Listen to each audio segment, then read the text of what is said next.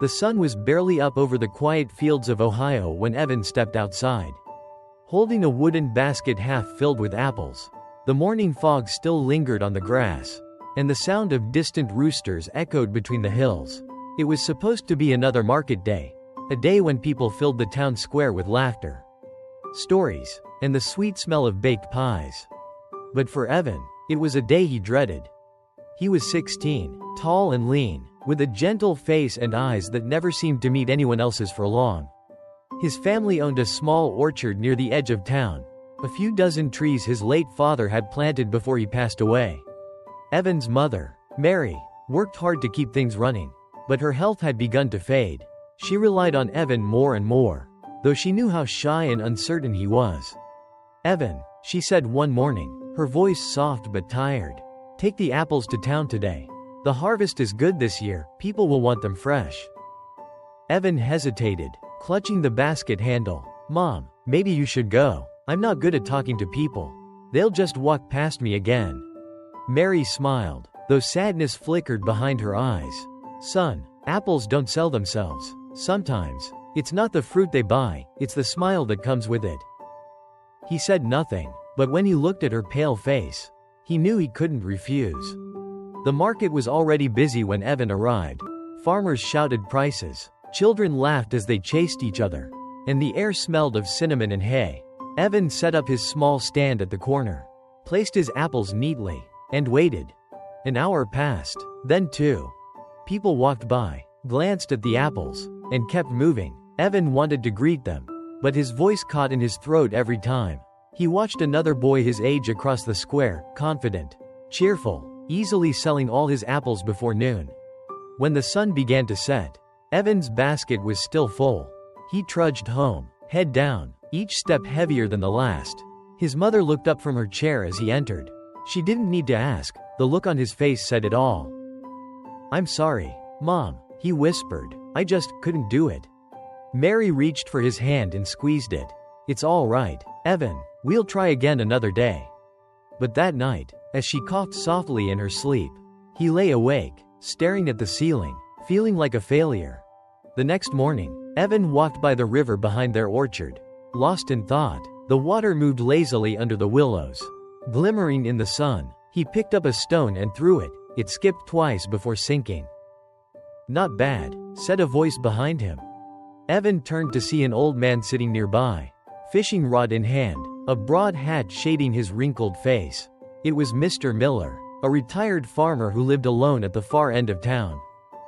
"Morning, sir," Evan said quietly. "You look like you're carrying the world on your shoulders." The old man chuckled. "Care to sit?" Something in his tone, kind, easy, made Evan nod. They sat for a while in silence, watching the river move. Finally, the old man said, "You know, boy, life is a lot like fishing. You won't catch anything if you're afraid to cast the line." Evan frowned. "I just don't think I'm made for talking to people." "Maybe," said Mr. Miller, reeling in his empty line. "Or maybe you just never practiced. Tell you what, spend 3 days with me. If you do what I ask, I promise you'll see yourself differently." And so it began. On the first day, Mr. Miller told Evan to go into town and talk to 5 strangers. Ask them about their lives and write down their stories. It sounded terrifying, but Evan agreed. The first few people ignored him. His voice trembled, but with each conversation, he grew a little bolder. By the end of the afternoon, he had spoken with a baker, a postman, a teacher, a farmer, and a little girl selling lemonade. For the first time, he realized people didn't bite. Most were just happy to be heard. On the second day, Mr. Miller asked him to teach a few children from the neighborhood something he knew well. "You've got that orchard," the old man said. "Tell them about apples, how they grow, how you care for them." Evan laughed nervously. "I'm no teacher." "They don't know that," said Mr. Miller. "They'll believe you if you believe you." That afternoon, Evan stood in front of a small group of children. His voice shook at first, but when one little boy raised his hand and asked, "Do apple trees sleep in winter?"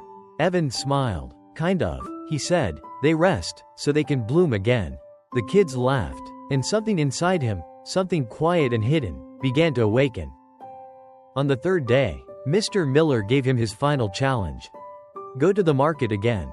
he said, but this time, don't sell your apples. Offer people a taste first. Let them decide for themselves. Evan hesitated, then nodded. That morning, he returned to the same corner. Basket full of red apples gleaming under the sun. But instead of standing still, he called out, "Fresh apples. Come have a taste, no charge." People turned. A woman stopped, tried a slice, and smiled. "These are wonderful. How much?" Within an hour, his basket was empty. That evening, Evan ran to the riverbank where Mr. Miller waited, still fishing. "I did it," Evan shouted. "I sold them all."